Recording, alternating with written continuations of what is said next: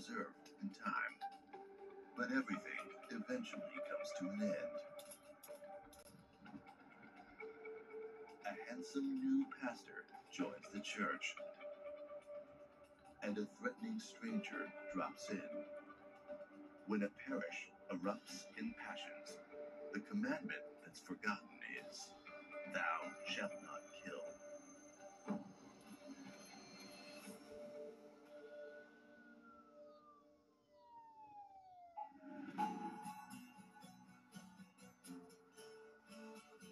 Bucks County, Pennsylvania.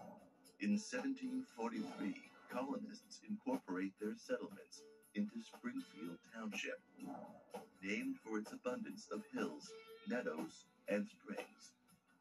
The growing agricultural economy produces schools, mills, churches, and general stores built to serve the population. Springfield Township was a rural area of Bucks County that, a lot of historic inns, covered bridges. A sense of history is ever present, as those who die in the Revolutionary War of 1777 lie deep beneath where the people of today walk.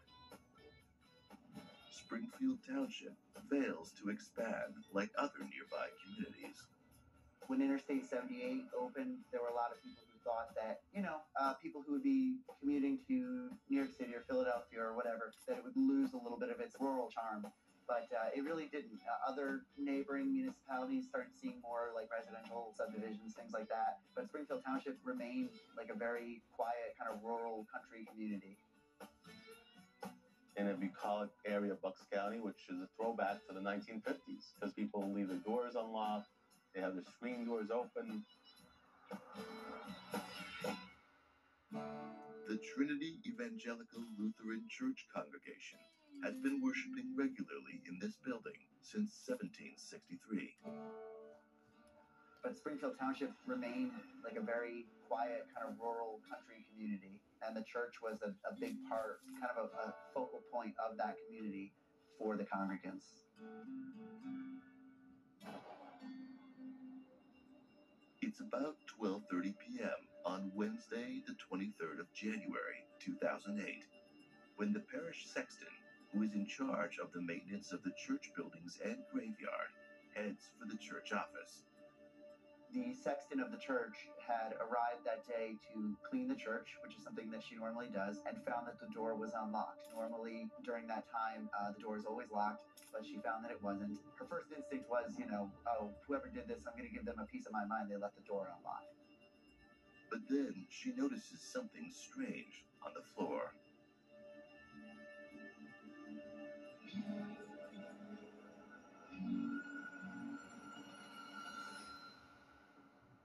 There was a pool of blood on the floor. She couldn't tell right away who was injured because all she could see was her hair in this pool of blood, just kind of floating in different directions. The sexton runs to call 911. The police and ambulance are summoned. Very little is known, except that a woman is bleeding profusely from her head. Someone was shot in the church. When emergency responders arrived, they discovered that the woman shot was Rhonda Smith. And she still has a pulse. She found her alive. She was still alive when she was found. So for something like this to happen, it's so out of the ordinary that it's horrifying to the residents of Springfield Township. So they rushed her to the hospital. She was transported to the hospital. She was still alive, barely. The victim is identified as Rhonda Smith, who works in the Bucks County Lutheran Church office. Nobody had any reason to believe that Rhonda Smith had any enemies. For the last year, this 42-year-old is an active member of the Trinity Evangelical Lutheran Church. She gets involved by singing in the choir and volunteering in the office. Rhonda has been dealing with mental health issues since her 20s. The churchgoers look after Rhonda and sometimes take up an informal collection to help out. Rhonda is open about her mental illness and has plans to write a book about her struggles. people in the church community were embracing Rhonda. They were providing friendship, sometimes financial help, certainly spiritual assistance. Because Rhonda had her own issues, she was bipolar, they provided her with essentially a caring community. Rhonda is not the only one who is fairly new to Trinity Evangelical Lutheran Church. Handsome and athletic, Gregory Shreves is a successful athlete in the 1970s who comes to follow a new calling in the latter part of his life. He had previously been a golf pro. Becoming a pastor was kind of a career change for him. He really wanted nothing more than to be a pastor of a quiet country church. And, by all accounts, he just wanted to kind of live a fairly uneventful life as the pastor of this small church with a community that he could really embrace. Greg Shreves gets through the seminary in about half the time it normally takes, and a Bible takes the place of golf clubs. Shreves takes his time to find the right place to settle, but when he finds Trinity Evangelical, the connection is clear. He becomes a minister and starts working at Trinity in April 2005, his first pastoral job in a charming historical setting, complete with his own private clergy house. He lived in a house right next to the church. Pastor Shreves thrives in his new calling. He loves dealing with people and the joys and the sorrows of their lives. Inevitably, women respond to the handsome bachelor pastor with innocent crushes. But there is no sign that Reverend Greg Shreves is anything but upright and honorable. For Rhonda Smith, the pastor is a lifeline. He is known for having a good way with people. And Rhonda, who is unattached and without children, finds support and solace within the congregation. The pastor was happy to be able to help in some way by giving her some money in exchange for her doing some work. Pastor Shreves approaches Rhonda Smith about a job. Rhonda's thrilled to work and appreciates the opportunity to learn. In church that Sunday, Rhonda surprises parishioners by publicly thanking them for their emotional and financial support in a moving address that leaves many parishioners with tears in their eyes.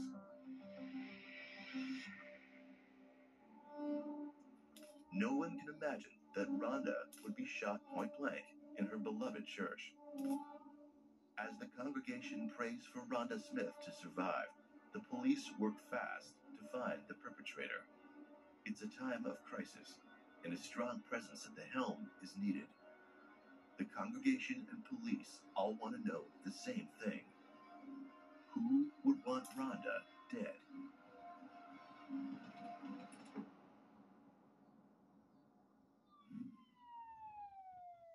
At Consumer Cellular, we pride ourselves on getting you the exact same nationwide coverage as the leading carriers for up to half the cost. But don't worry, we've got a lot more than that going for us. Woo. Like this beautiful store in Arizona, for example. It's the perfect place for me to tell you a little bit more about our phones and how they can become your phones. You name it, we probably got it. We have the top smartphones from all the major companies. If it's state-of-the-art cameras you want with space-age metal housing, we got them. If you want a smartphone with lots of bells and whistles but won't break the bank, we've got that too. We even have flip phones like the Iris Flip. If you're someone that doesn't need all that mumbo-jumbo and just wants something simple. And now, we even have watches. We do. No matter what device you choose, you'll be happy to know that if your data needs change, No problem. with our Smart Flex feature, you don't have to sweat it. Like say you're on a road trip out west and end up using a bunch of data. We can simply flex you up to the next data tier for as little as $5. Then, when you get home, you can flex right back down with no penalty, so you only pay for what you actually need. With Consumer Cellular, you get the exact same nationwide coverage as the leading carriers for up to half the cost. I know what you're thinking. What if I don't have one of these amazing stores in my town yet? Can I get these phones sent to me? Yes, you can. Will our award-winning customer service help me switch over or add a line for $15 to make my own family plan? Of course they will. Is it easy? Easy as pie. See that tower out there? It's a beauty. And there are thousands more like it, working hard for me and you, supplying 5G coverage to this beautiful nation of ours. We know how important coverage is.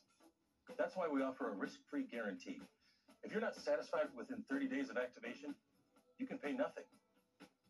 Oh, look. New customers save $50 when you sign up today. Call 800-311-5340. Find us in Target or visit consumercellular.com to switch today. She knows what she's talking about. Pick up the phone. If you live in rural America and want better high-speed internet at home, say hello to the new HughesNet. Hi! Now you can do it all. Connect, stream, and play wherever you live. Now you can shop till you drop because your internet won't. Like a video conference? With confidence. Yes. The new HughesNet is Jupiter-powered with unlimited data and faster speeds than ever before. Now I can stream up anything I can dream up. That's right. And HughesNet Fusion plans combine satellite and wireless technologies for a faster, more responsive internet experience. How? There's no shame in my game. Oh, game on. This is satellite internet reinvented. Nice. Call now and get free professional installation and save $25 a month for 12 months. This changes everything. Yes, it does. Now it's your chance to get the new HughesNet. Call 1-800-617-7624. I'm Jonathan Lawson, here to tell you about life insurance through the Colonial Penn program. If you're age 50 to 85 and looking to buy life insurance on a fixed budget, remember the 3 Ps. The 3 what? The 3 Ps. What are the 3 Ps? The 3 Ps of life insurance on a fixed budget are price, price, and price. A price you can afford, a price that can't increase, and a price that fits your budget. I'm 54 and was a smoker, but quit. What's my price? You can get coverage for $9.95 a month. I'm 65, retired, and take medications. What's my price? Also $9.95 a month. I just turned 80 and I'm on a fixed income. What's my price? $9.95 a month for you too. If you're age 50 to 85, call now about the #1 most popular whole life insurance plan available through the Colonial Penn program. Options start at $9.95 a month. That's less than 35 cents a day. You cannot be turned down because of your health. No medical exam, no health questions. Your acceptance is guaranteed. And this plan has a guaranteed lifetime rate lock, so your rate can never go up for any reason. Options start at $9.95 a month. Plus, you get a 30-day money-back guarantee. So call now for free information, and you'll also get this free beneficiary planner. Use this valuable guide to record your important information and give helpful direction to your loved ones with your final wishes. And it's yours free, just for calling. So call now for free information. Call 1-800-600-7900 for your free information and your free gift. That's 1-800-600-7900. There's no risk or obligation. 1-800-600-7900. Call now.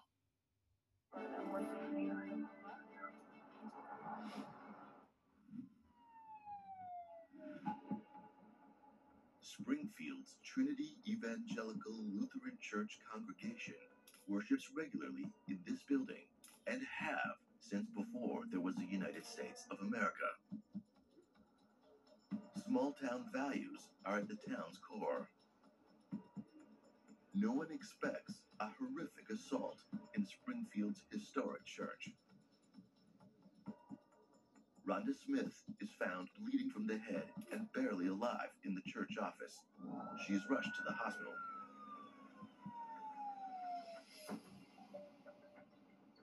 Panic radiates out from Trinity Evangelical as police must ascertain whether the public are at risk. Authorities learn that the church's magnetic pastor, Shreves, is away on an official getaway. At the time of the shooting, he was at a retreat for pastors. An elementary school about half a mile down the road goes into lockdown. The kids are not allowed to go outside for recess. Anyone could be at risk from an attacker on the loose. Authorities examine the church office where Rhonda is discovered to see if there are any clues as to what might have motivated this brutal ambush. At the hospital, the shocking news of Rhonda's injury is revealed. She'd been shot twice in the head, so they rushed her to the hospital. but they found essentially that she was brain dead and with very little, if any, chance of recovery. Rhonda's family is summoned to her bedside. So her parents, Jim and Dorothy Smith, who came to the hospital, had to make the just incredibly difficult decision to take her off of life support. Rhonda Smith dies.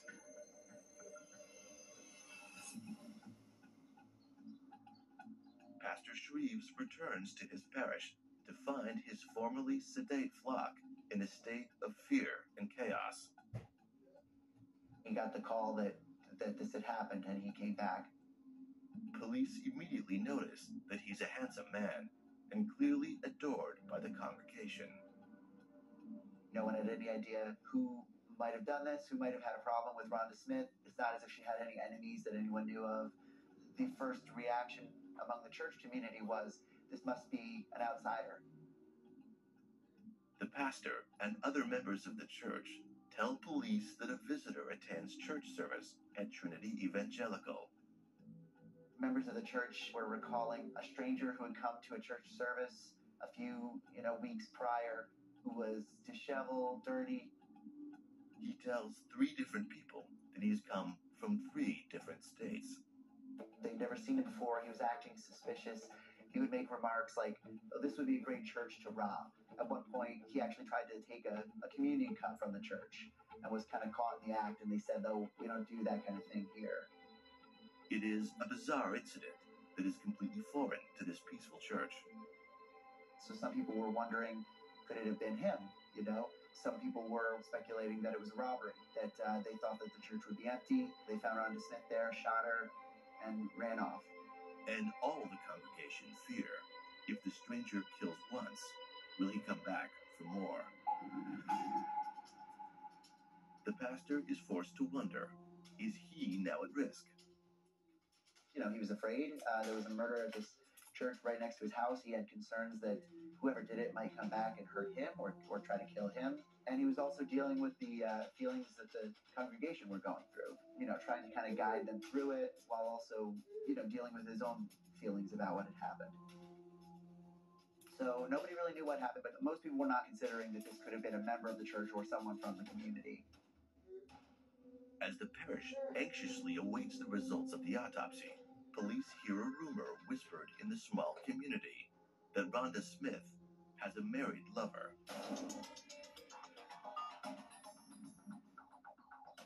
Police speculate that she may have been in a relationship with a man who pushed to hide it, and when he could no longer, wanted to see Rhonda dead. Or the murder could be fueled by a jealous wife. But is this a lead or only small-town gossip?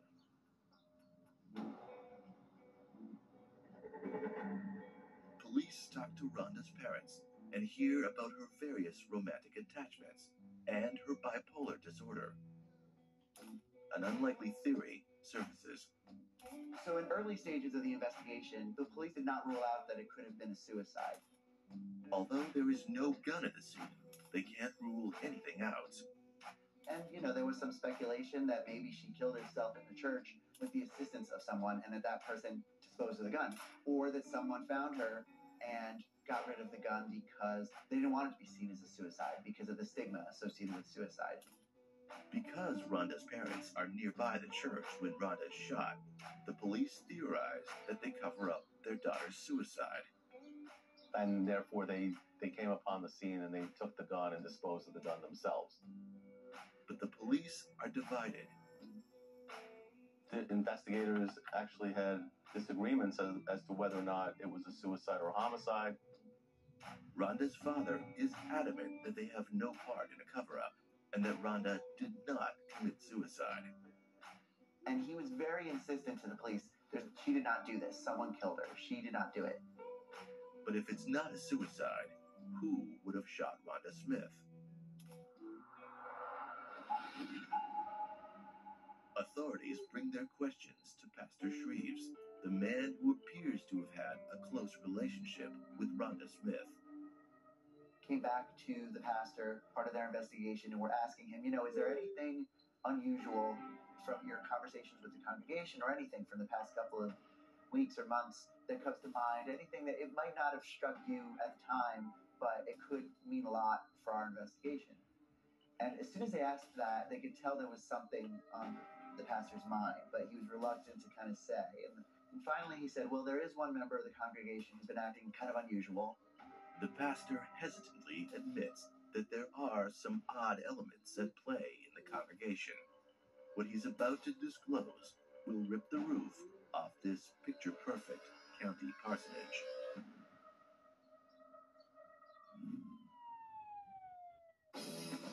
No matter how many times you cross that bridge, the feeling's still the same. Never quiet, but calm and best shared. Peter Malone. Poshmark is the perfect side hustle. There's so much I can sell. Bags, clothes, and even electronics. It's so easy. I can list in 60 seconds or less. I can't imagine a better side hustle. You may be eligible for a Medicare Advantage plan if you are turning 65, have limited income, or you're moving. See how a WellCare Medicare Advantage plan could get you some big benefits, including this all-in-one WellCare Spendables debit card to use for over-the-counter health items. Find out how easy it is to get all of your original Medicare coverage plus extra benefits. You could have medical coverage, coverage for prescription drugs, dental, vision, and hearing, and the WellCare Spendables debit card to make getting the coverage you need more convenient. The WellCare Spendables debit card can be used for over-the-counter health items. And here's more good news. You can get a WellCare Medicare Advantage plan with a $0 or low monthly plan premium. How can WellCare offer all of those benefits for a $0 or low monthly plan premium? It's simple. Medicare Advantage and Medicare Part D prescription drug coverage are important parts of Medicare. WellCare has a contract with Medicare to offer and provide these important options to you. Call right now to get your free copy of the WellCare All-in-One Guide. Call 844-975-0005 now. There is absolutely no obligation for requesting this free information. WellCare offers benefits that go beyond the basics, and we make them easy to use so you can support your best health. Call a licensed sales agent to see if you are eligible to enroll today and get your free copy of the All-in-One Guide with absolutely no obligation. Your free guide will provide information to make a smart choice for your health care coverage. Just call 844-975-0005. Remember, there's no obligation for requesting this free information, so call 844-975-0005. Call today. At DriveTime.com, we know you just want to shop for cars online without impacting your credit. No, don't you dare hit my credit. We won't hit your credit. Oh, you can get approved, see your real terms, and customize your payments. With no hit to your credit. Yay, no credit hit. Shop for cars online with no credit hit at DriveTime.com. Healthcare. It's so Outdated? You know what time it is? Time for change. It's time for someone else to coordinate all our care. Like a whole team. My very own team? Welcome to Oak Street Health. The doctor will see you now. I just made this appointment yesterday. That's more like it. At Oak Street Health, we're changing what it means to get older by changing healthcare for the better. In fact, we specialize in caring for older adults. So call today. Here, every member of your team works together to build your personal care plan and manage all your healthcare needs. That includes nurses like me, social workers, and mental health support. And of course, me, her doctor. I take the notes for him, so I can spend more time listening to her. She does like to talk. What if I have medical questions late at night? Or early in the morning? We do have a 24/7 patient support line, even on weekends. Plus, we accept Medicare and can even help you understand your plan's benefits. That's quite the benefit. Mm-hmm. Gone are the days of doctors who only want to see you when you're sick. Oak Street Health focuses on keeping you healthy. Why settle for the old way of managing your health? Now that there's Oak Street Health. It's time for less red tape. Better now? We even gather all of your medical records and health history. So switching to Oak Street Health is easy. Does any of this cost extra? Heck no. Well, out with the old way of aging. And in with the new. Oak Street Health specializes in helping older adults feel their best. Call 855-271-5403 to schedule your visit with the only primary care provider selected to carry the AARP name, Oak Street Health. As a military veteran, I've applied a lot of my discipline to my sales job. My paychecks are great, but commission can be unpredictable. Now I have Chime with Spot Me. They can cover you up to $200 in between paychecks with no overdraft fees. Join me at Chime.com. Coming up next on True Crime Network.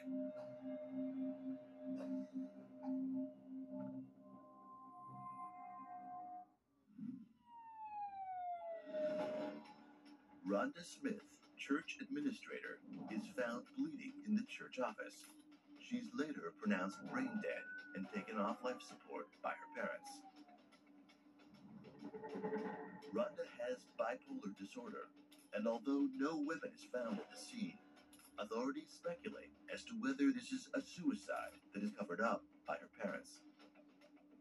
As rumors of menacing strangers and affairs swirl, the Springfield community that once felt safe suspects that a killer is on the loose.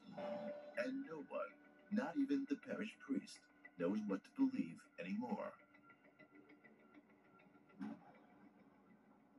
The autopsy results come in, and what's revealed is almost inconceivable to the good people of this county parish.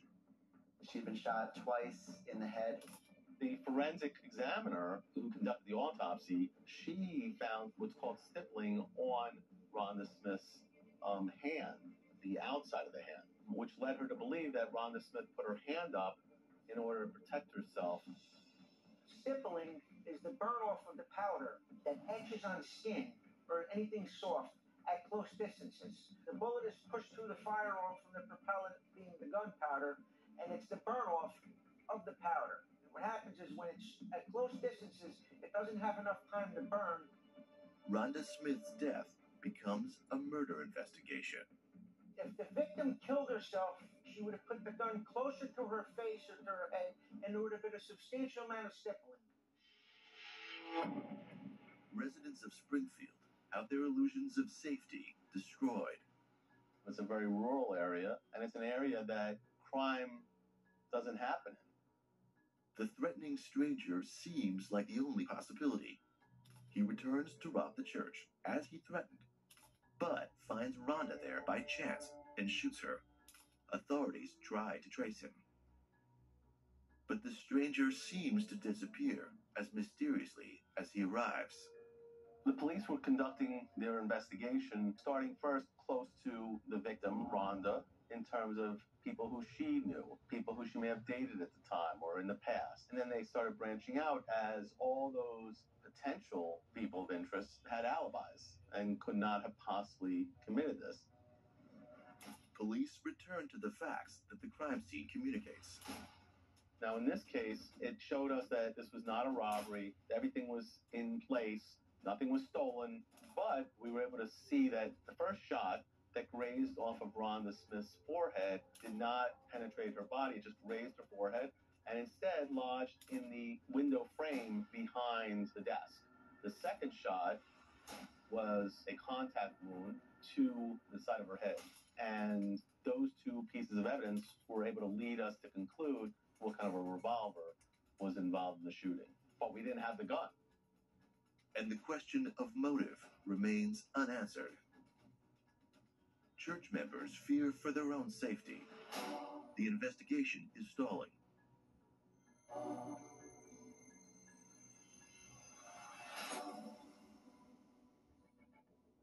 Pastor Shreves is encouraged by police to talk.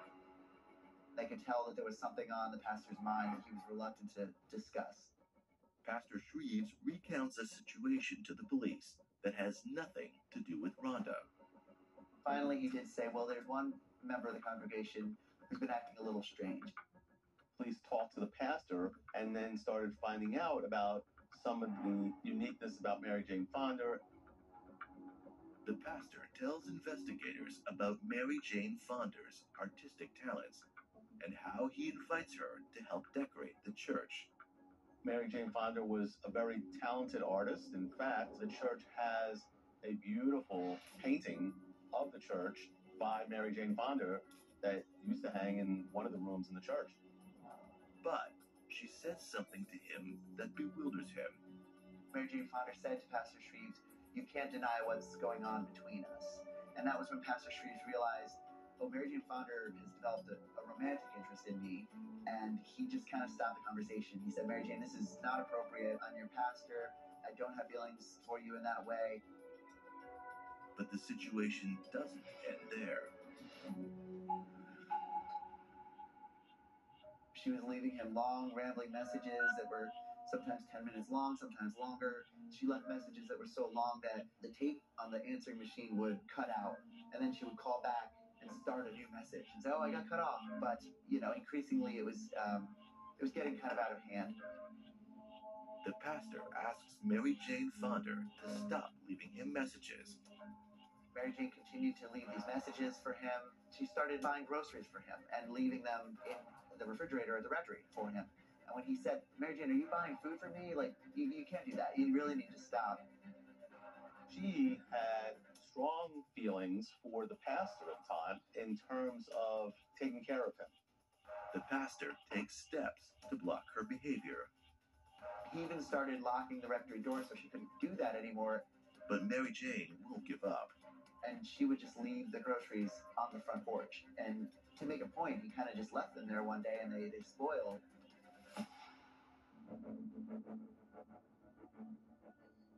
But Mary Jane has also shown great support to Rhonda Smith's family. She purchased an angel statue in memory of Rhonda Smith for the church, something for them to keep at the church in her memory. At one point, she baked a pie, which she gave to Dorothy and Jim Smith, to Rhonda's parents. And when Mary Jane brings them the pie, Rhonda Smith's mother, Dorothy, is kind to Mary Jane. Dorothy noticed that her shoes were ratty and said, "Oh, do you need new shoes? I have a pair of Rhonda's shoes that I can give you." And she gave Mary Jane some of Rhonda Smith's old shoes. And as a result of those conversations, the police started honing in on Mary Jane Fonda. They came to speak to her at the church, and like everyone else, they found that she just kind of talked incessantly and kind of rambled on. And they got the impression that Mary Jane felt she was kind of being given the short end of the stick and that Rhonda Smith was getting more attention from the church. Police also learned about Mary Jane Fonda's living situation. She had lived there with her brother in a home not that far from the church. She was a hoarder, as was her brother. Their house had stacks and stacks of just stuff and junk. Police asked Mary Jane for an alibi at the time of the murder. She had said that she had gotten a hair appointment that morning. She told the police, "Yeah, I left my house at 5 minutes to 11. And they found that suspicious because 5 to 11 is exactly when they believe Rhonda Smith was killed, because that's when the internet activity in the office stopped.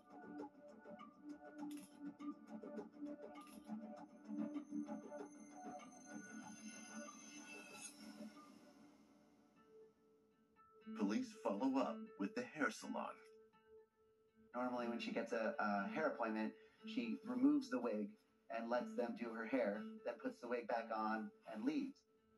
And then, as it turns out, she left in such a rush that she forgot her wig. The wig is tested for gunpowder residue. However, it didn't meet all the criteria, so the expert could not come in and say that the wig had gunpowder residue. But we knew we were on the right track. The police interview Mary Jane, and she talks for hours. She is a tangential thinker, which means that when she's talking to you about something, she can go on and on tangentially about whatever the question was that she was originally asked. During their questioning of Mary Jane Fonda, police asked her, "Do you own a gun?" And they already knew from her records that she did. And she said, "Yes, I own a .38 Rossi, a revolver." I was having problems working for the car bringing down the road at that train. And anyways, working late at night, along 10 miles of back roads to go home. He felt that anyone, and no one in my position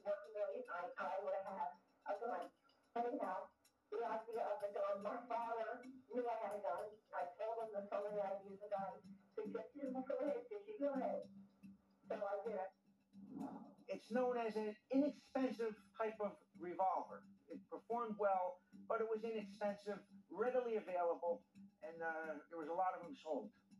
And the police knew that a .38 Rossi could potentially have been the gun that was used to kill Rhonda Smith, but until they had it, they couldn't say for sure. So they asked Mary Jane, do you still have that gun? And she said, no, I threw that gun away years ago. I threw it away back in 1994. And the reason she throws it away is intriguing. After her father's disappearance, she got rid of the gun because she thought it was not a good thing to have. I took it, and I really don't recall why I threw it over like on the Dixon, over the bridge, over the bridge that's over South Dixon Bridge. Police conduct a search in the area Mary Jane indicates. We had diving teams go out and scour Lake Nakamixon for the gun. They did sort of some quick searches around that area, didn't find anything. So they believe that Mary Jane still had the gun. But police lack sufficient evidence to get a search warrant or make an arrest. And that's when an amazing coincidence occurs. Fortunately, on a Saturday afternoon, a father and son went fishing in Lake Nakamixon in Upper Bucks County. An 8-year-old boy fishing with his father alongside Lake Nakamixon, and the boy saw a bird. He saw a great blue heron, and he wanted to get a little closer to take a look at it. So he was kind of walking along the side of the river when he saw something shining.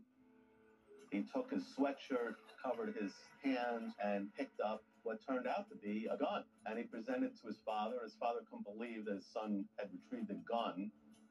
They contact police, and the gun is sent to the State Police Crime Laboratory for analysis. And before you know it, there's a hit on that gun as matching the bullets that were found on scene of the murder. But Mary Jane's story doesn't add up. She states to police she threw the gun in the lake years before. We were able to get an expert to analyze the gun to say that there was no way that that gun was in Lake Nakamixon for so many years because it was in pristine condition. You'd have surface rust. Depending on how long the gun has been in the water, you would have severe rust. You would start have pitting on the inside of the barrel, on the outside. Anything aluminum frame would start to corrode. The steel parts would substantially start to rust.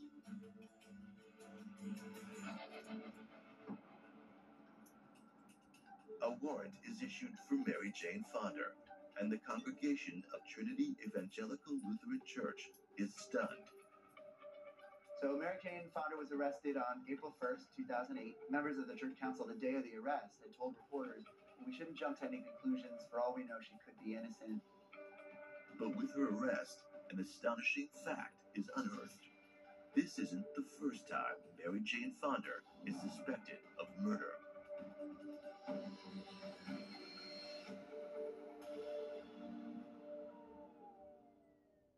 Hi, my name is Damian Clark. And if you have both Medicare and Medicaid, I have some really encouraging news that you'll definitely want to hear. Depending on the plans available in your area, you may be eligible to get extra benefits with the Humana Medicare Advantage Dual Eligible Special Needs Plan.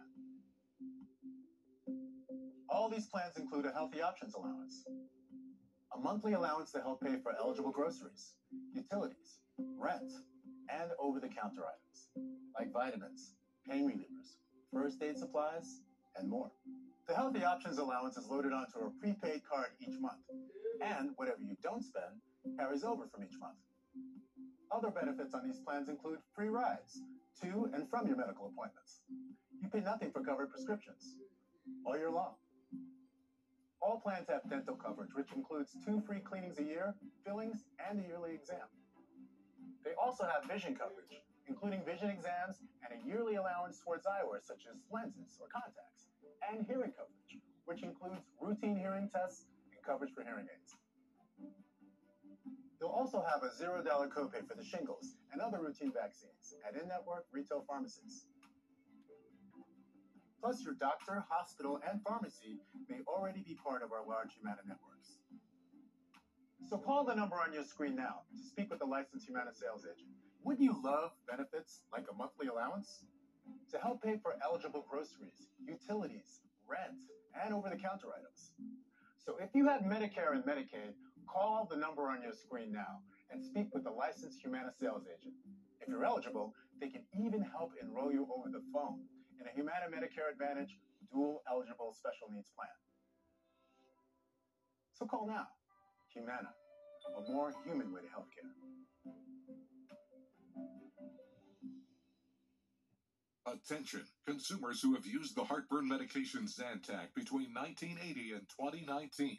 The prescription and over-the-counter medication Zantac has been linked to cancer. Ranitidine may break down into a probable human carcinogen, NDMA, which has been linked to cancers of the liver, kidney, pancreas, esophagus, stomach, bladder, breast, prostate, and colon.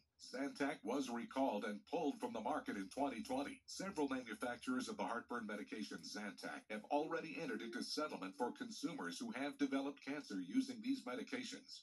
If you or a loved one took the heartburn medication Zantac and were recently diagnosed with cancer, you may be entitled to substantial compensation. Call now to see if you qualify. Call 1-800-300-6499. That's 1-800-300-6499. 1-800-300-6499. They were gunned down. This is a Stone Cold Killer. Now, determined detectives will have to trace the ballistics to track down their shooter. We are all hands on deck. Targeted for murder. Next on True Crime Network. An eccentric churchgoer, Mary Jane Fonder, gets the attention of police after fellow church member Rhonda Smith is shot to death. When Fonder's gun is found by a child on the lakeshore and identified as the murder weapon, a warrant is put out for her arrest. In 1994, Mary Jane Fonder has a tough year. She threatens a coworker with a gun when she is fired. Then she purchases her own gun on the day of her unemployment compensation hearing. She is a caregiver to her father, Edward Fonder. It was kind of difficult a little bit to take care of, and she was kind of trying to do her best, you know. One day there was a birthday party at the house, and some of her cousins, kind of distant family, came to visit, and they sort of started criticizing Mary Jane's care of Ed. Shortly afterwards, her father disappears. And Mary Jane claimed that he just walked out the door and kind of wandered off. Edward Fonder III is not highly mobile, and he requires medication. Police didn't think it was likely that he just kind of wandered away, but Mary Jane thought it was possible that he was either trying to run away or possibly just wandering off to die, as sort of almost a way of committing suicide. Police searched the Fonder home. At one point, the officer noticed in Mary Jane Fonder's bathroom a bucket with sort of like pink water that looked like it may have been blood. When she opens the freezer, the Fonder house looks like a house of horrors. The officer opened the freezer door in Mary Jane's kitchen and discovered a dead dog in the freezer. And Mary Jane claimed, oh, the dog was sick and died. And after that, she got a lawyer and stopped cooperating with the police. 8 months after he disappears, the elder Fonder's wallet is found in a mailbox in Allentown, Lee County, its contents intact. Ultimately, the investigation fizzles, and the father is never found. But the investigation into the murder of Rhonda Smith heats up. Mary Jane denies knowing anything. Like I said, there was a freakish thing around. It was freakish. Some freak accident. Did somebody can die? And I can say, I didn't see how anyone in my church could do that. I couldn't do a thing like that. Police asked Mary Jane to explain the fact that her gun is not in the water since 1994. Someone must have found my gun in the lake and used it to kill Rhonda, and then put it back in the lake. And the police thought that was just ridiculous. There was one point where Mary Jane Fonder saw a bunch of cars outside of the church and had just kind of convinced herself that they were having a birthday party for Rhonda at the church. In fact, there was no birthday party. There was nothing being done behind Mary Jane Fonder's back. And I'll tell you, I didn't do anything to Rhonda. I know I've been upset. I had all kinds of things I was upset about that I had nothing to do with her. She made me nervous. I understand she had a nervous condition. She did make me nervous. I admitted that. And when she becomes obsessed with the handsome Pastor Shreves, her eccentricity escalates. You can catch glimpses that there was something dark going on with Mary Jane Fonda, where you'd do something that would upset her and an angry side to her would come out. And people consistently said it was like it was a different person that suddenly emerged.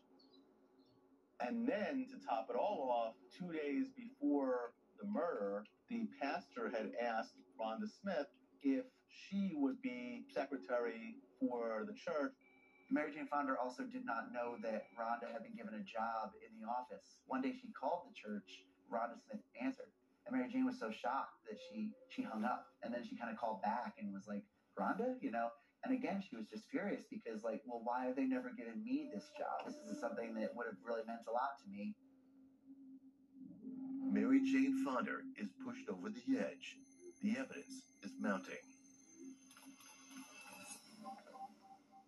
After the arrest of Mary Jane Fonda, her brother contacted the state police and advised that he found shell casings in his car, and he turned them over to the state police. The copper jacket is what retains the ballistic value. It actually takes the markings of the inside of the gun barrel onto the copper jacket, so that we can determine what type of gun fired it, and it can be compared if the gun is ever recovered. Police get a warrant for Mary Jane's brother, Ed Fonda's car, to test for gunshot residue. Any crevices or wrinkles in the hands, in the pores, it could be, you can have contact with gunshot residue. That's what the kits, they use the swabbing kits to detect this type of, this residue. They found the bullet fragment and it matched Mary Jane's gun. The bullet fragments found in the car were linked to the murder weapon. Ed Fonda meets with police. He takes obsessive notes, including notes about his car's mileage, and he provides them to police. So these notebooks that her brother kept ultimately revealed to the police that the mileage she put on her brother's car when she borrowed it matched up with the distance that she would have traveled to dispose of the gun in Lake Nakamixon. Still, Mary Jane is adamant that she didn't do it.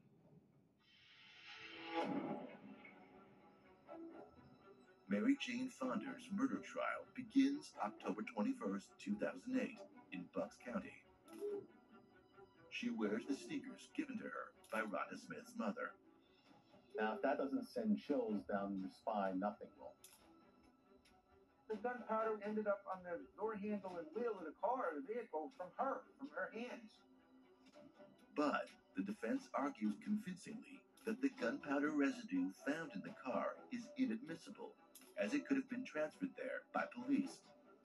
It wasn't in a secure facility, it was in the open-air parking lot. But in a surprise move, Mary Jane Fonda's defense attorney points to her brother, Ed Fonda, as a more believable suspect. The bullet fragments are in his car. Defense says Rhonda Smith is helping Mary Jane Fonda find an apartment, and that could have upset Edward Fonda enough to want to stop Rhonda. What happens in the Fonda household between the two eccentric Fonda siblings? Let's not let everything go through the head yet. You know, right? He's got to the guy. He's doing something differently, but I know it. I know it. Mary Jane's brother Ed has kept out of the spotlight until now.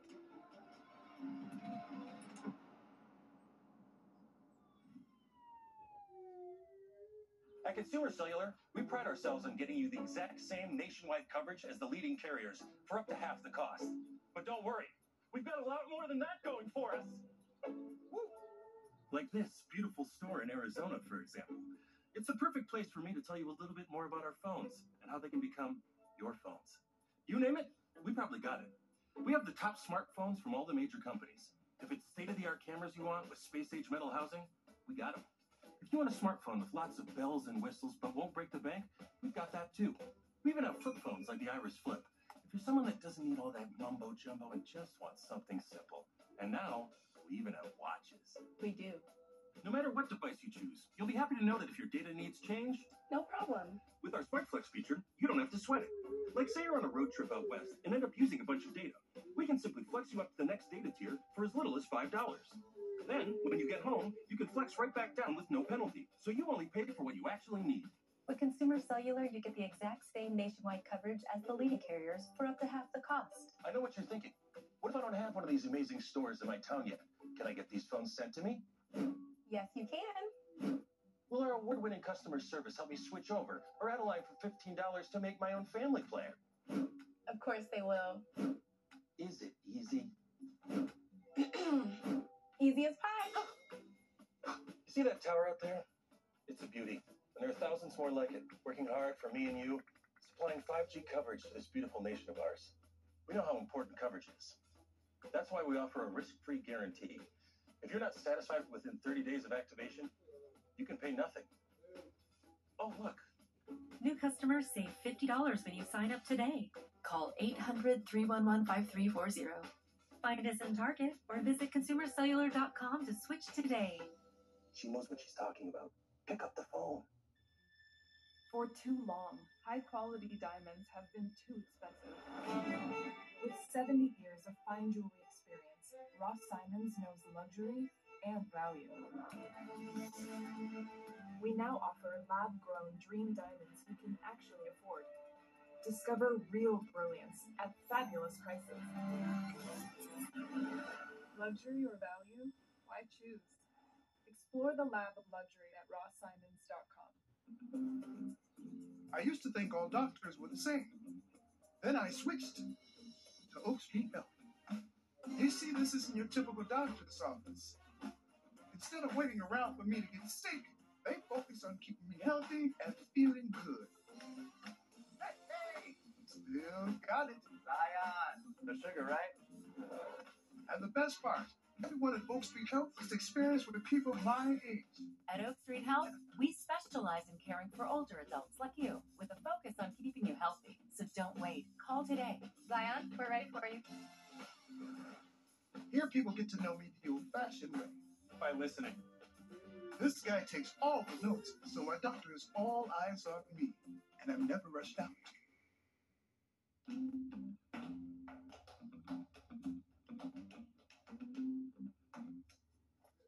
Ready to go? We get to know you better with longer appointment times, including same-day and next-day appointments. Everyone gets their own personal care team. Hey, whether it's doctors, nurses, social workers, mental health support, even someone to help me understand my Medicare benefits. They all work together for me, myself, and I. Not to mention a 24/7 patient support line. We customized a plan for him, and we can do the same for you. Getting the care you need has never been easier because our team members work together to handle all your healthcare needs. And you get all this with no extra cost. They even gather all your medical records and health history. So switching to their doctors, it's easy. And you can keep living your life your way. At Oak Street Health, we specialize in caring for older adults like you. Call 855-262-4837 to schedule a visit and see why we are the only primary care provider to carry the AARP name. Oak Street Health. No matter how many times you cross that bridge, the feeling's still the same. Never quiet, but calm and best shared. Peter Malone. Drive Time has a big announcement. An even easier way to buy a car. You make the deal yourself. I made the deal myself. It lets you customize the real down payment and monthly payment of the car you want to buy. It's the Drive Time Real Deal Maker. Get the real deal at drivetime.com.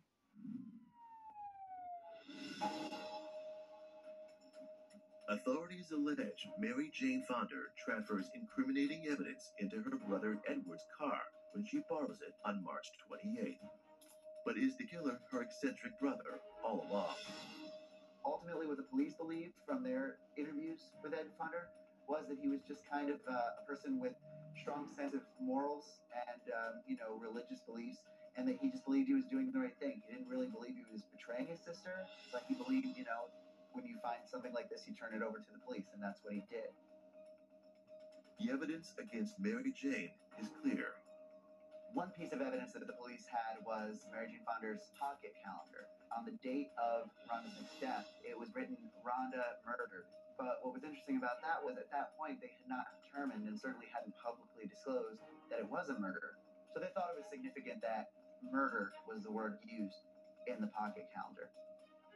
In terms of the ultimate motive that led Mary Jane Fonda to commit this murder, it was an evolving process.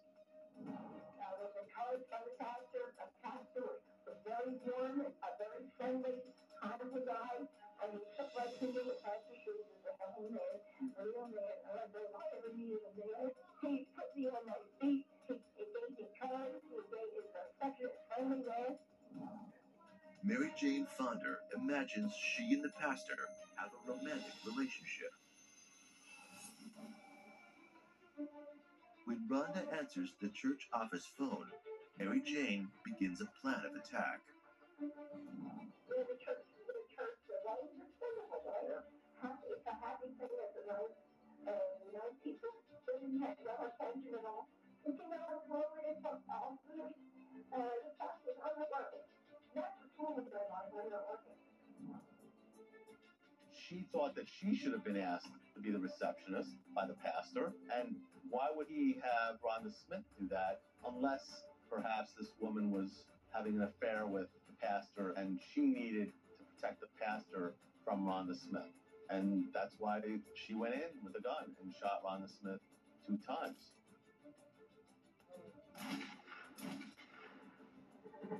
On October 30th, 2008, a jury finds Mary Jane Fonda guilty of first-degree murder and possession of an instrument of crime, and on December 5th, 2008, is sentenced to serve life in prison. She doesn't admit her crime, but calls herself the second victim of the system.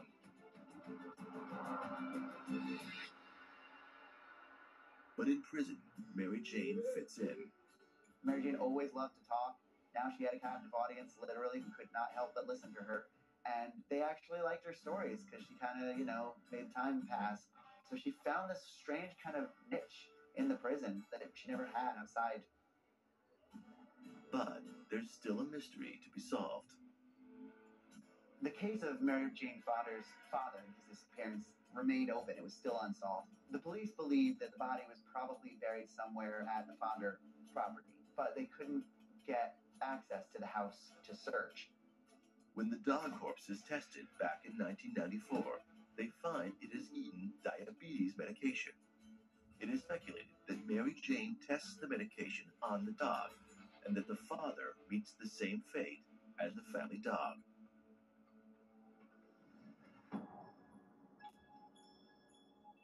During that time in the prison, she told us she was having dreams, nightmares really, about Rhonda Smith and about the trial. She said she was having dreams where she was back at the trial, except that Rhonda Smith was there, kind of standing there just watching her, kind of dead-faced. That made her realize, well, what's wrong with me? Why had I not mourned Rhonda Smith? And she started thinking about it and then kind of came to the conclusion, maybe I did this. Maybe I committed this murder. She said to us, I think that I maybe did this. But ultimately, Mary Jane Fonda believed in forgiveness. I know there were a lot of people who come into the ministry, coming out from jail, into the ministry, because they believe that the Lord is saved. And I believe that that person should be saved, and they will be saved. The one we're talking about right now.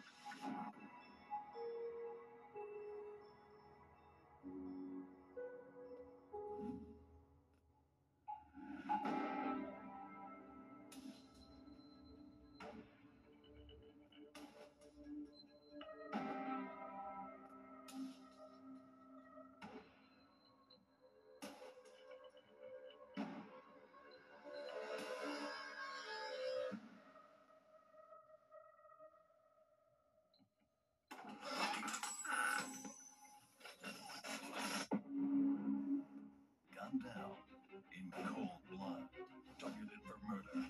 Next.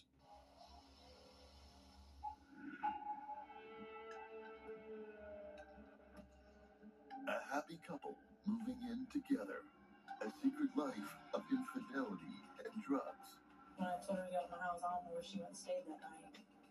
A joint bank account missing $100,000, a gun that's missing one bullet. There's multiple firearms there, from handguns to rifles to shotguns. Police don't know whether they're dealing with a desperate woman on the run. And being a private investigator, people thought maybe she'd be able to disappear. Or a very clever murder.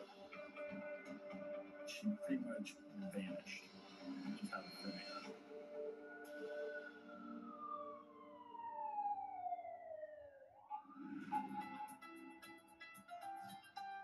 The northwestern part of Florida, also known as the Florida Panhandle, is sometimes referred to as Florida's Emerald Coast because of the beautiful, clear green water.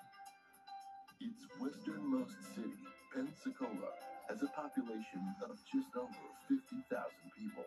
Pensacola's a vibrant city, home of the world-famous Blue Angels, world's widest beaches, downtown's picking up, it's real vibrant on the weekends. It's a great place to be. Pensacola's a small, big town. The population's growing. We're growing up. You know, we have a minor league baseball team, a minor league hockey team.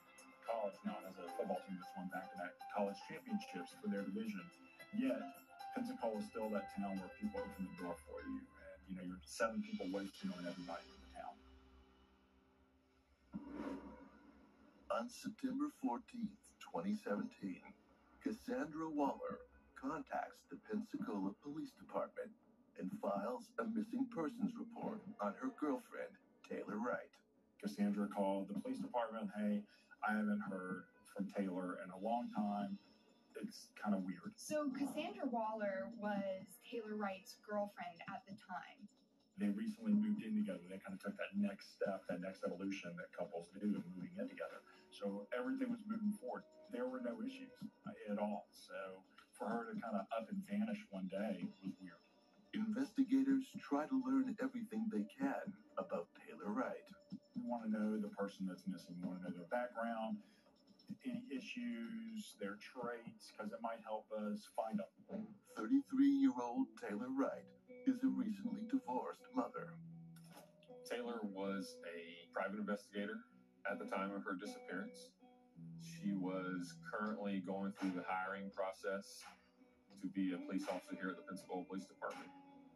And she had been a sworn law enforcement officer up in Jacksonville, North Carolina. From what we could gather, talking to friends and family, Taylor's son was the center of her life. She was a loving mother, a great friend, loved to be in the outdoors, just all around good person. So Taylor, she was small, but she was mighty. When I spoke with her aunt, she said she had a zest for life. She was a force to be reckoned with, and someone who was very energetic and just happy to be around people. She would make friends with just about anyone she met. Taylor is last seen wearing black sunglasses and a necklace with a bullet as a pendant. The initial detective just started kind of working the case, but he always had this inclination something wasn't right. She pretty much vanished, just out of thin air. Investigators bring Cassandra in for further questioning. She may be the reporting person on a missing person case, but learning that they were involved in a relationship, they were moving in together. We need to get a interview of her where we're in control, like we are here at the police department, not at her house. So she voluntarily came to the police department and provided us with this interview. She was nervous. At one point, she began to cry during the interview, but appeared that she wanted us to find Taylor and make sure that she wasn't harmed. The story of Taylor and Cassandra's relationship is slowly revealed. Cassandra meets Taylor through an online dating app in April of 2017. It was a little bit of a rocky relationship.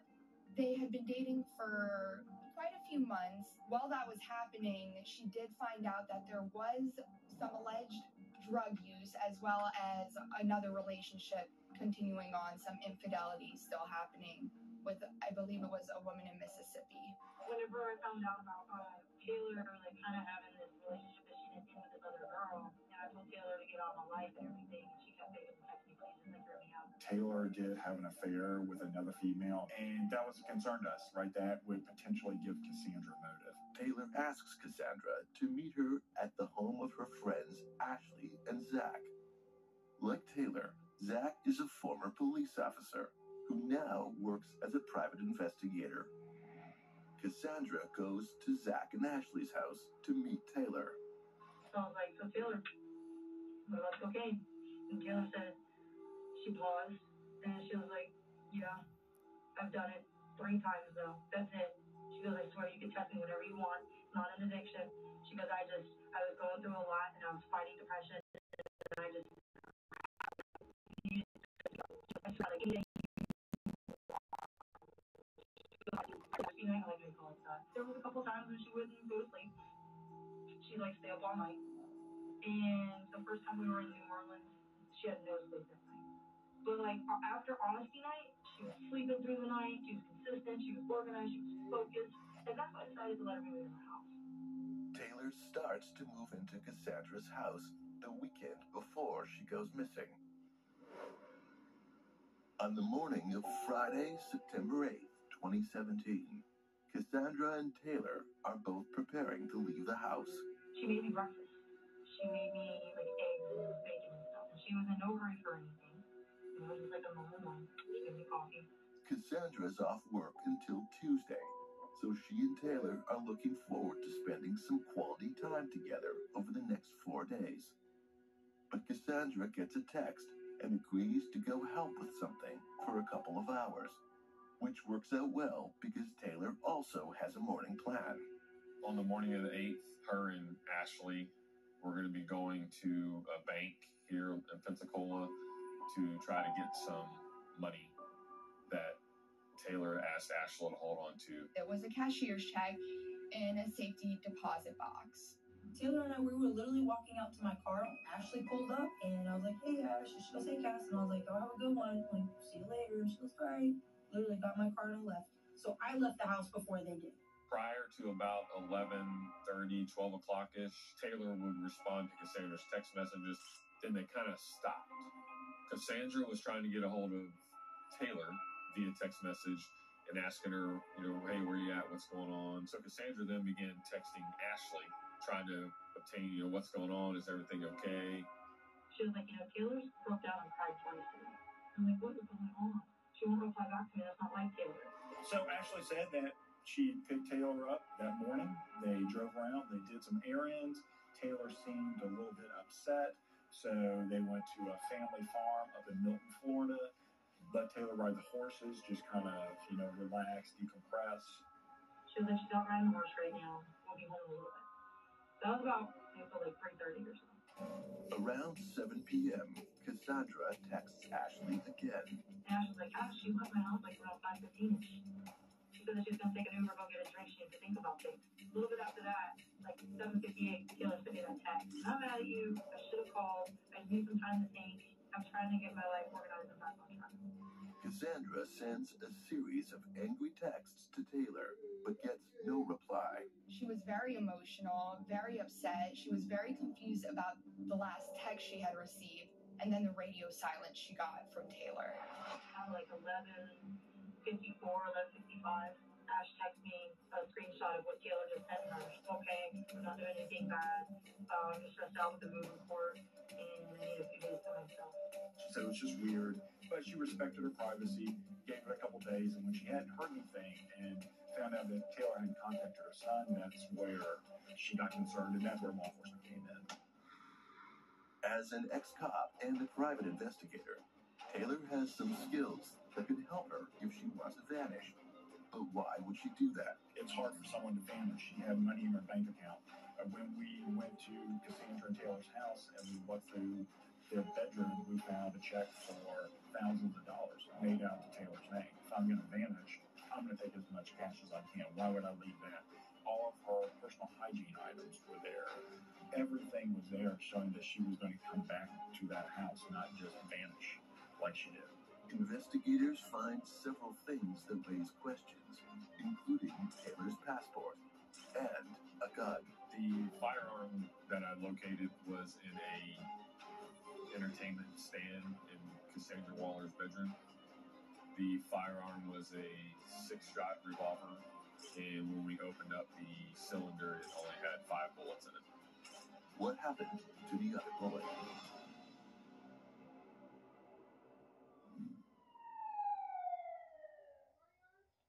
Hey, I just got a text from my sister. You remember Rick, her neighbor? Sure. He's the 76-year-old guy who still runs marathons, right? Sadly, not anymore. What? You mean... Mm-hmm. Just like that. Wow. So sudden. We're not about to have the we need life insurance conversation again, are we? No, we're having the we're getting coverage so we don't have to worry about it conversation. So you're calling about the $9.95 a month plan from Colonial Penn? I am. We put it off long enough. We are getting that $9.95 plan today. Is it time for you to call about the $9.95 plan? I'm Jonathan from Colonial Penn Life Insurance Company. Sometimes we just need a reminder not to take today for granted. It could be the death of someone you know or a health scare. That's why today could be a great day to call for free information about Colonial Penn's $9.95 plan. If you're age 50 to 85, you can get guaranteed acceptance whole life insurance starting at just $9.95 a month. There are no health questions, so you can't be turned down for any health reason. This is permanent coverage. Just pay your premiums for lifelong security. The $9.95 plan is Colonial Penn's #1 most popular whole life plan. Options start at just $9.95 a month. That's less than 35 cents a day. Your rate can never go up. It's locked in for life. Don't put it off. Take the first easy step. Call today for free information. And you'll also get this free beneficiary planner. So call now. Call 1-800-243-5651 for your free information and free gift. That's 1-800-243-5651. There's no risk or obligation. That number again is 1-800-243-5651. 1-800-243-5651. Call now. Hello, Colonial Penn? I have PCOS. It can cause unexplainable weight gain. Having to go through Weight Watchers Clinic and now taking a GLP-1, you just feel that extra level of support. And I'm like 2 pounds away from my goal weight, which is like... With Chime, I can get paid when I want. I couldn't believe it. I can get up to $500 of my pay on my schedule. There's no interest, no credit checks, no mandatory fees. And that's why I Chime. Join me at chime.com and get paid when you say.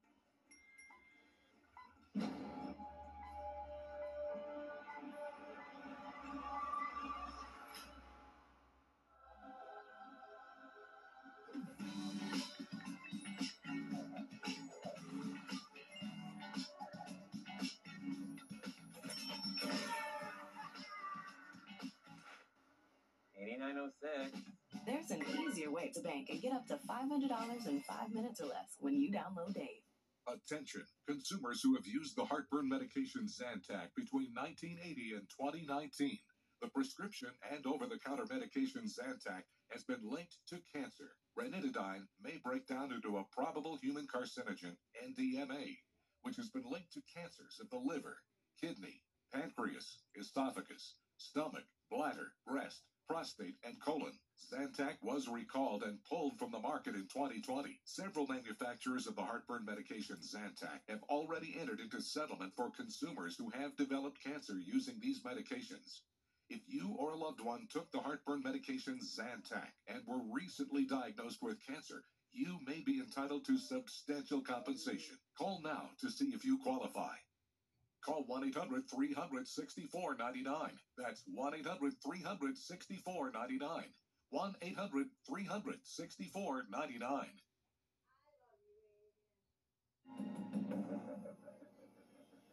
They are trying to shut down this legal loophole to get 100 milligram generic Viagra or 20 milligram generic Cialis delivered to your door for just 87 cents in less than 2 minutes.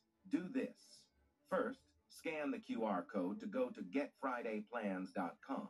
Then, you select if you need generic Viagra or Cialis, the quantity you need, and the dosage. I'll pick 100 milligram, thank you very much, and then their system will see if you qualify. Give it a second to find the best deals, and boom. Look at that. 87 cents for each 100 milligram generic Viagra tablet. 20 milligram Cialis is the same price. The prescription and shipping are free. Scan the QR code to go to getfridayplans.com and see for yourself. Don't wait. Scan the QR code or go to getfridayplans.com now.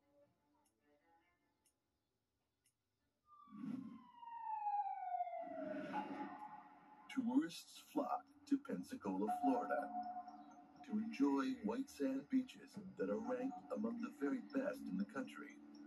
It hardly seems like the kind of place where a person could disappear. But on September 8th, 2017, Taylor Wright waves goodbye to her girlfriend, Cassandra Waller, and is never seen again. Police find a gun missing one bullet in Cassandra Waller's bedroom, but Cassandra has an explanation. She had recently got the firearm because Ashley had told her that Taylor was going to be upset that she had gotten the police involved in her missing person case. She let me borrow a revolver. Well, like, because I was afraid at first. What revolver did she let you borrow? It was a long one. It looked like a really old one. It was like in a big leather thing, but it said something on it. Like, if I saw it again, I could tell you what it was. But she let me borrow that until I got my own gun. Cassandra becomes emotional when detectives ask her some difficult questions. Do you know who harmed him? No. If you knew who harmed him, would you tell us? Absolutely. She was dead right now. You knew, would you tell us? I don't know. She got it. You harmed her? After hours of interrogation, her story remains the same, and investigators send her home. After talking to Cassandra, the next person we went and talked to was Ashley. She was the last person that Cassandra said was with Taylor. So, of course, we want to know what Ashley's interaction with Taylor was, being that last person. And did Taylor say something? Was she upset? Something along that line. We went over to Ashley MacArthur's residence and basically interviewed her at her residence for a while. And Ashley allowed us to search her residence. The only thing we found there was a bunch of firearms. With her being in prior law enforcement, her husband being in prior law enforcement, being a private investigator, they're both avid hunters. There was multiple firearms there, from handguns to rifles to shotguns. Ashley and her husband Zach tell investigators that Taylor is a heavy drug user and a liar.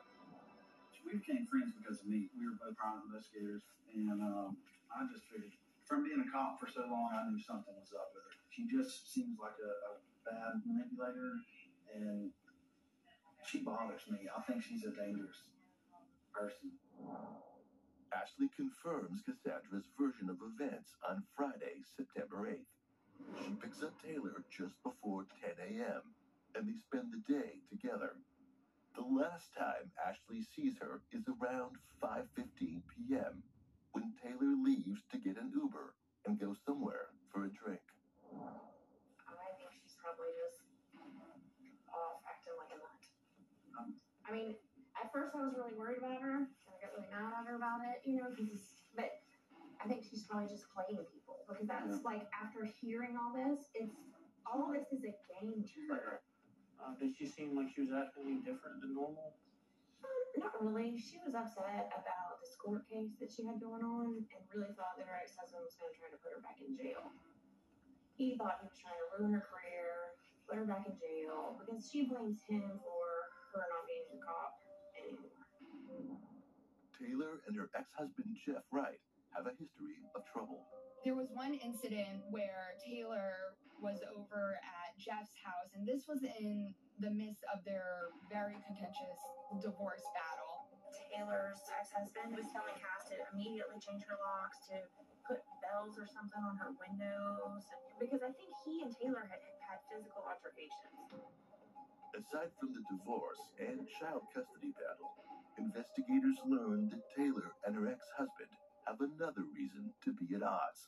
Taylor Wright had managed to take $100,000 out of a shared account, despite a judge putting a freeze so that neither the ex-husband nor Taylor Wright could access it. However, Taylor found a way, accessed that money, took it from that joint account, and then hid it from him.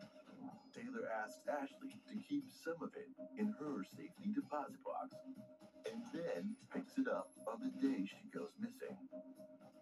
Investigators wonder if Taylor's got into hiding to avoid Jeff, or if he could be responsible for her disappearance. The motive for Jeff obviously would be there. There's $100,000 missing. There's an ongoing court case concerning that money that's missing.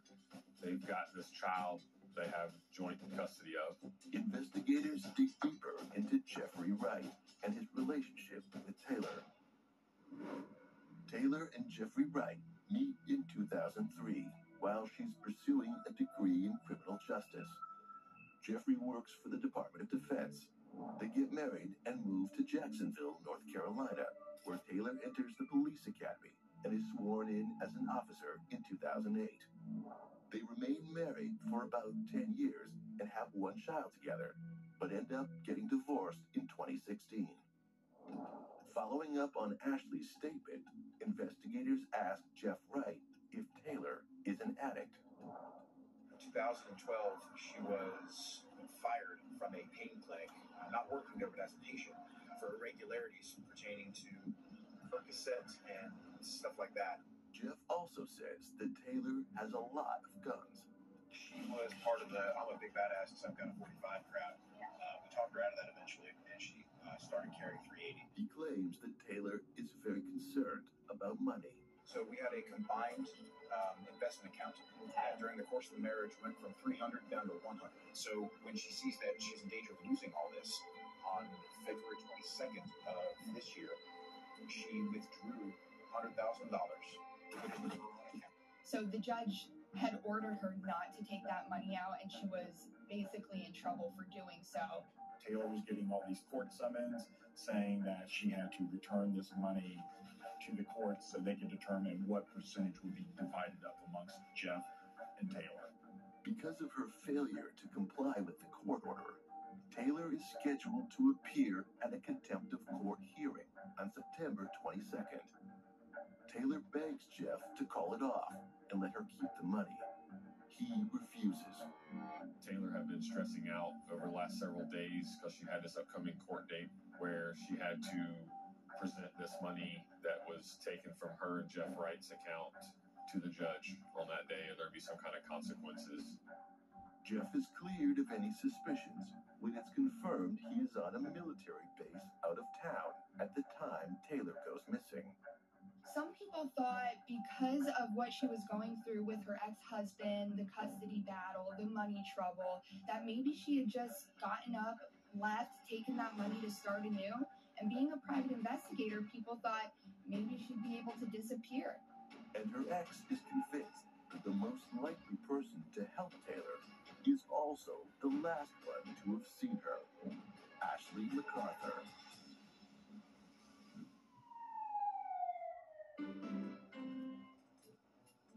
Hey, you folks.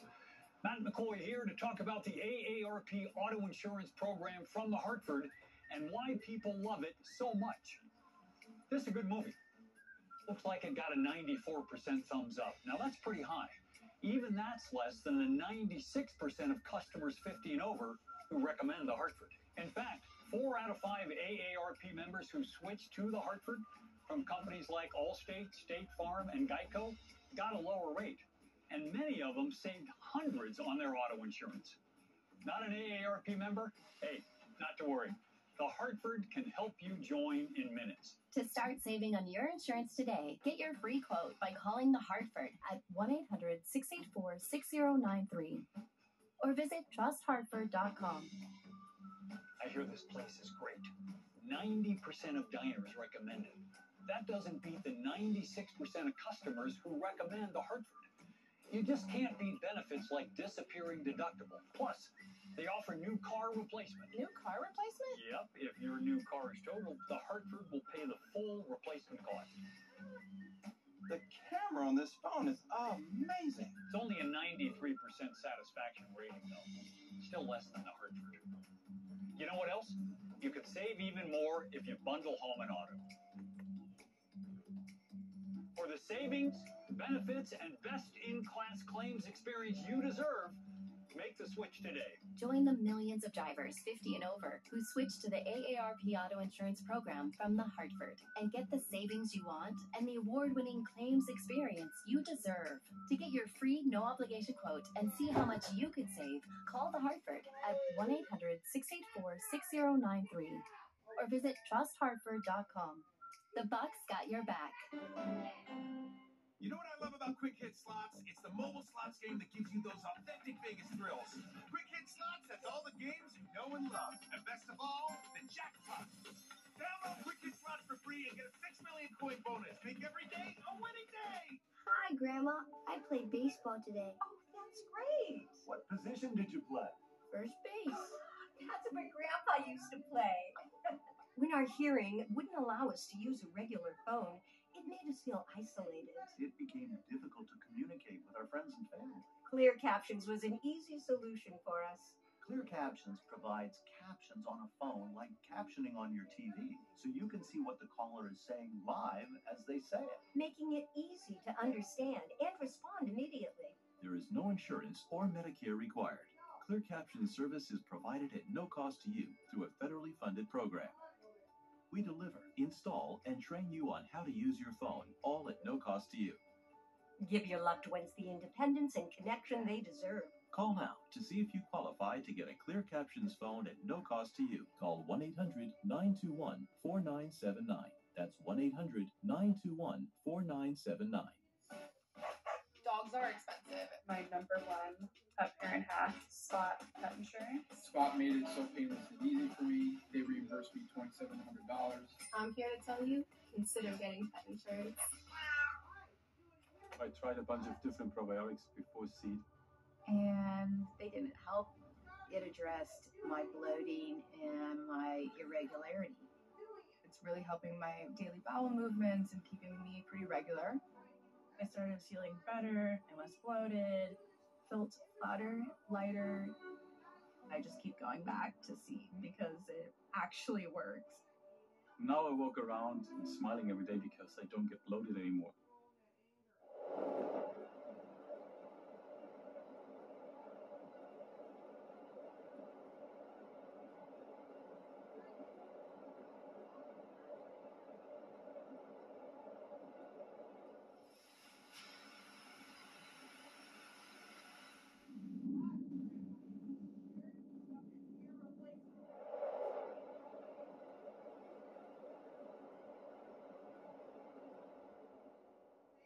What's up, guys? I'm Scott Disick, and welcome to my home. Meet Hotel Collection Studio Scent Diffuser. I recently started using their scent diffuser here in my Hidden Hills home, and this is a must-have product. Their hotel-inspired scents make my place always smell like a luxury 5-star hotel. I don't know about you, but having a home that smells this good is priceless. Check out hotelcollection.com to make sure your house is always smelling good too. Coming up next on True Crime Network.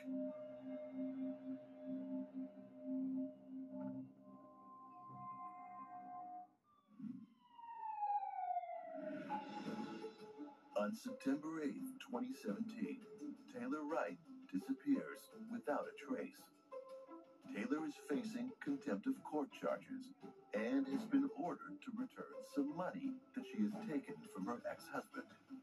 Money she asked her friend Ashley MacArthur to hide. Ashley is an ex-CSI and runs her family's business, Pensacola Automatic Amusement, which supplies pool tables and pinball machines to bars and businesses. She is the last person known to have seen Taylor before she vanished. Investigators bring Ashley into the station to get a more detailed account of their final day together. Ashley MacArthur said that she picked Taylor Wright up and they were going to run an errand.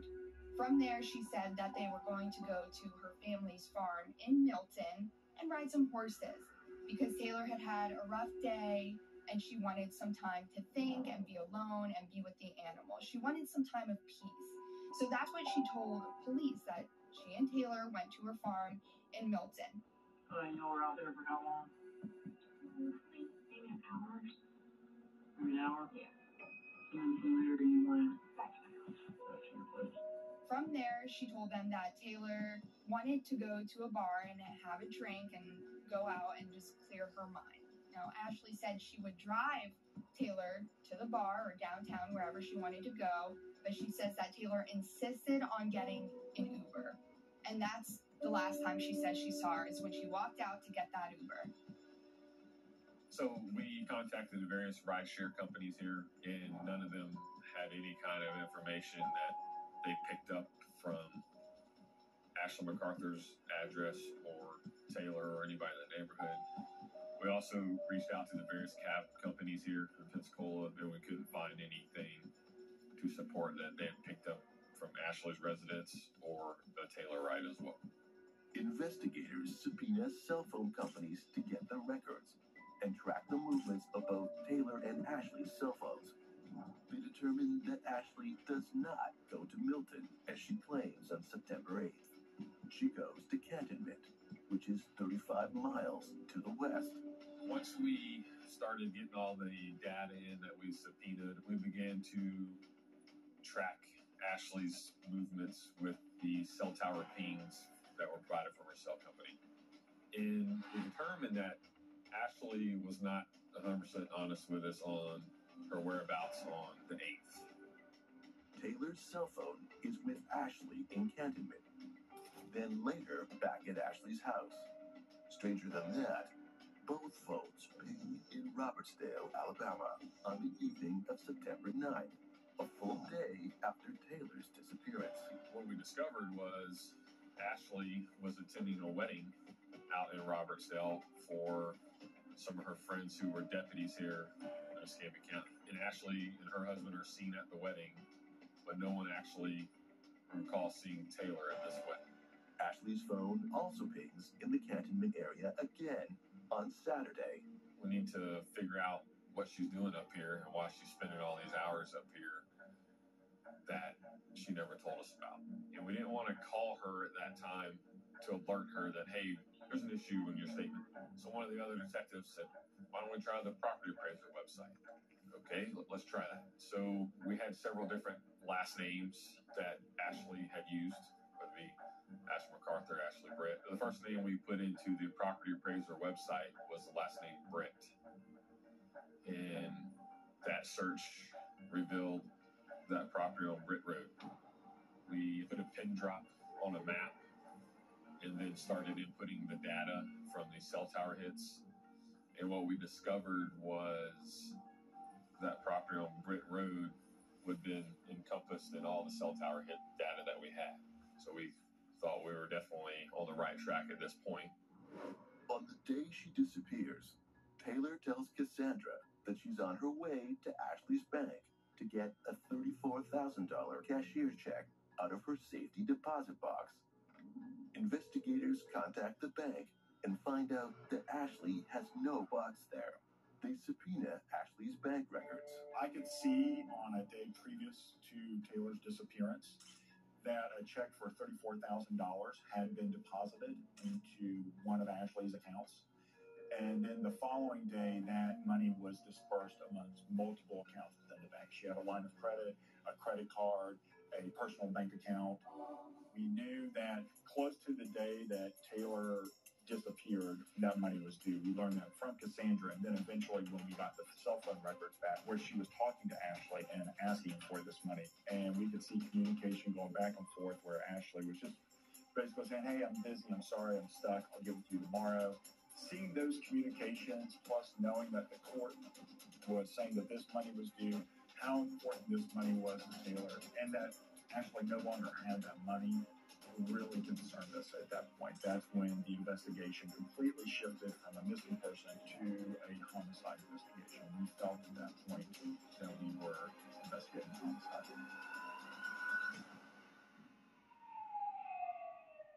A Attention, parents of premature babies. If your child was born premature and was later diagnosed with necrotizing enterocolitis, or NEC, you may be entitled to significant compensation. Several studies have shown a link between cow's milk-based formula and NEC. If your baby was fed a cow's milk-based formula, such as Similac, Enfamil, Gerber, or even store-branded cow's milk-based formula, and was diagnosed with NEC, don't wait. Call the Victims' Justice Group now. Necrotizing enterocolitis is a severe intestinal illness that often requires surgery and can be fatal 50% of the time. NEC can affect any newborn, but babies born prematurely or at low birth weight are more susceptible to NEC. If your child was fed a cow's milk-based formula and was later diagnosed with NEC, you may qualify to file a claim against the formula manufacturer. Our attorneys will fight to get you the compensation you deserve for your pain and suffering. If your child was fed a cow's milk-based formula and was diagnosed with necrotizing enterocolitis, or NEC, don't delay. Call our helpline now.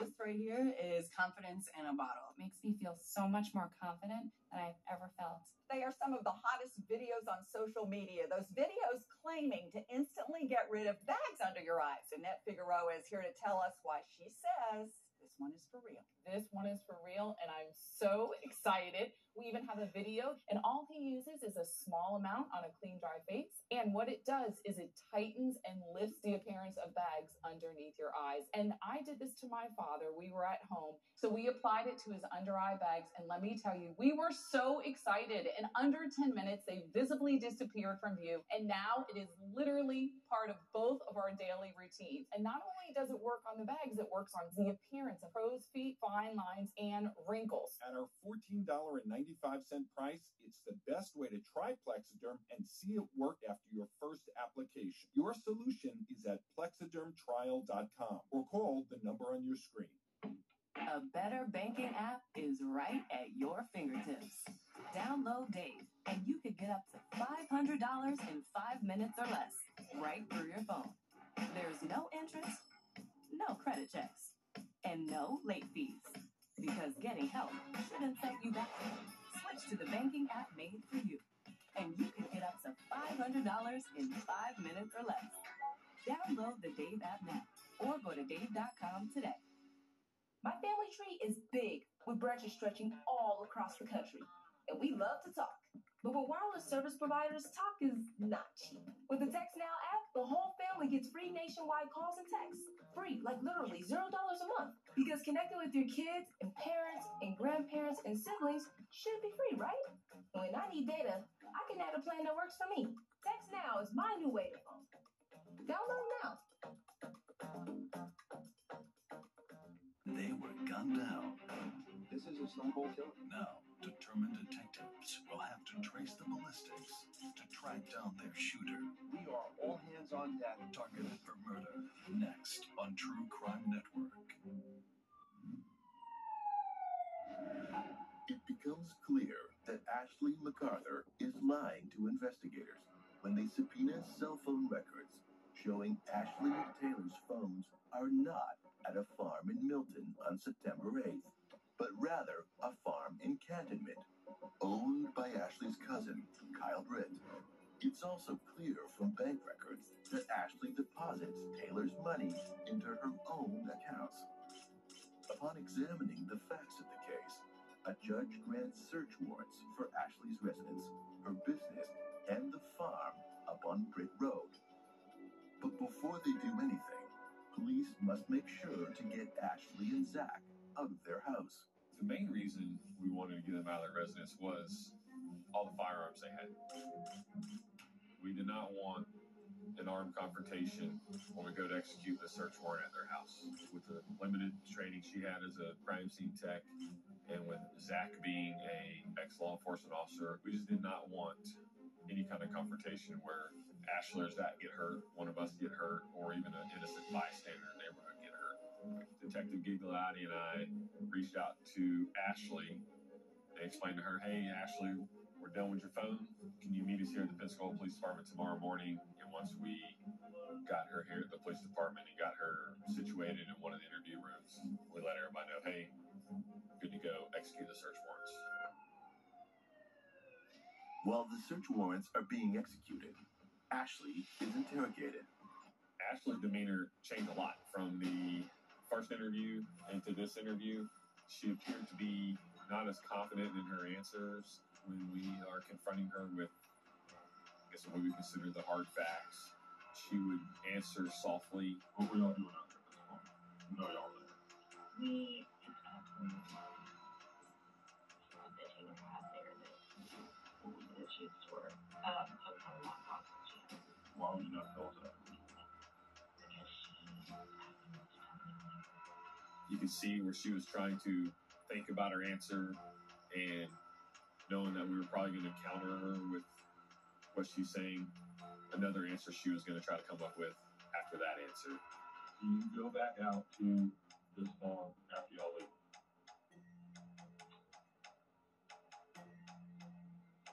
Just like a pasta? I'm asking you, do you go back out to the farm after y'all leave?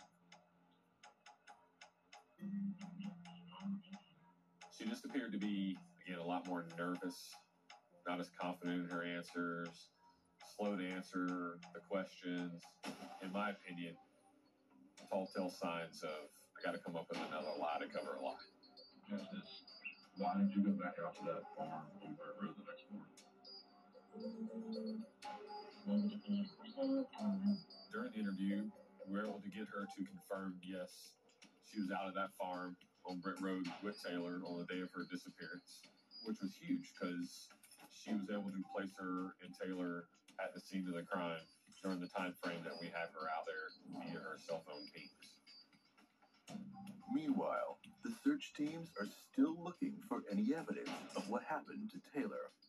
Detective Jeff Brown was the lead investigator out there at the scene of the Britt Road search warrant. So looking at the farmhouse, if you were standing in front of it, you would see a small house that was on the property. Then they had a large horse barn area. There was a lake on this property, and the property stretched for a considerable amount of acres. Kind of on the perimeter of both sides of the property was a thick wooded line that was used for power poles and power companies. So, and it was in the middle of nowhere. There were, not a lot of houses around it, and it was far enough back that if you wanted to do something, no one would probably pay attention in that area. So prior to doing the search warrant, because of the size of the property, I knew I would need multiple investigators, multiple people to help search. I had also contacted Search and Rescue to get as many of their canines out as we could. So we had about 10 to 15 Search and Rescue canines and their handlers out there. I got officers from the Florida Fish and Wildlife Commission to help, the Escambia County Sheriff's Department, of course, our agency. We had an ATV out there to kind of get around on the property. Because of the lake, I was concerned about that, so we actually had the Florida Fish and Wildlife bring a small boat that we could put out on the lake.